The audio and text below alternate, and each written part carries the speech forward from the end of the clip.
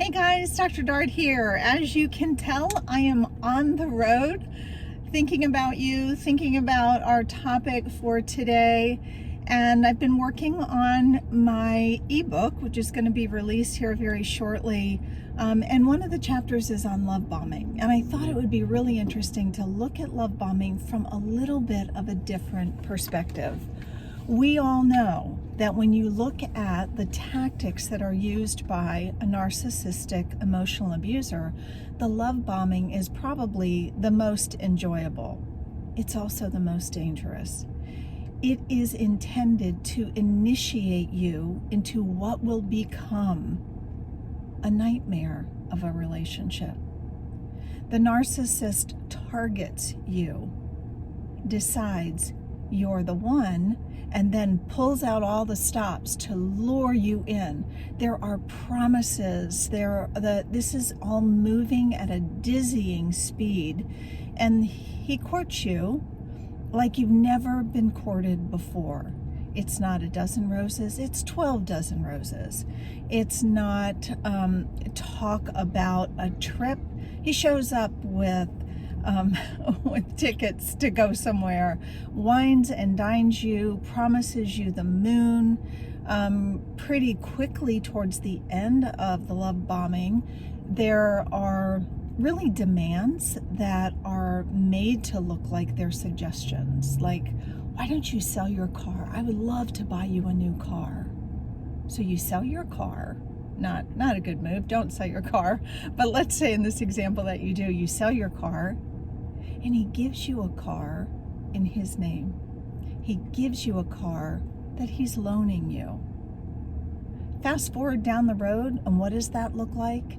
You, vulnerable, trapped in a relationship with no way out, with no car you can jump in without him calling the police and saying you stole the car. So it's like all of these things are happening. They're happening very, very fast. One client of mine told a story about their very first date, when this handsome charmer of a guy looks across and says, "You look like my wife." She was a little aghast, a little shocked, and says, "I look like your ex-wife?" And he looks at her with this adoring look on his face and says, "No, you look like my wife." Now remember, this was the very first date.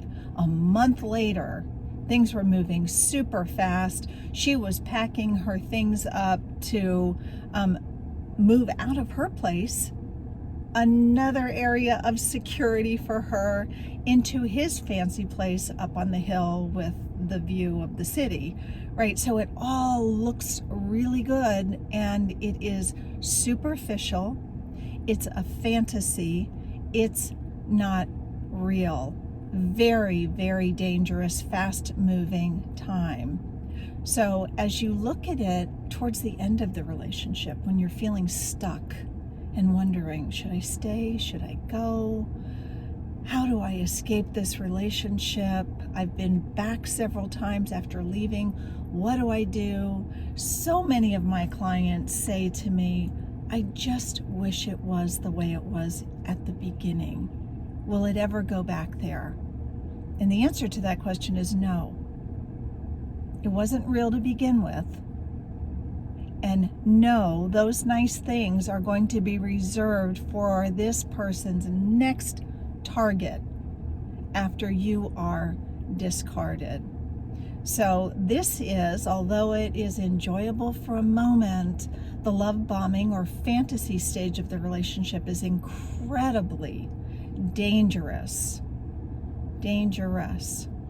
So many questions swirl in your head. How could I not have seen the red flags? I'm a smart, intelligent woman. Consider that you are being brainwashed. You are being put under a spell. And all these wonderful things that you're being given and offered and loaned, like they've been given to you, they're all a trap, and every single one of them will be held over your head later to tell you how much you don't appreciate anything. So think about your relationship and how it started. Leave me a comment here, like Nora on that very first date when the narcissist targeting her tells her, lays it out, you look like my wife, and you really don't have anything to say about that at all. So leave me a comment. I'd love to hear how your relationship started, and I hope, if anything, that the takeaway from this is that is not something you ever, ever, ever want to go back to. It was one of the dangerous tactics, one of the most dangerous tactics used by the narcissistic predator. Go out and make it a great day. I'm going to go fill up my tank. It's so expensive. And then back on the road.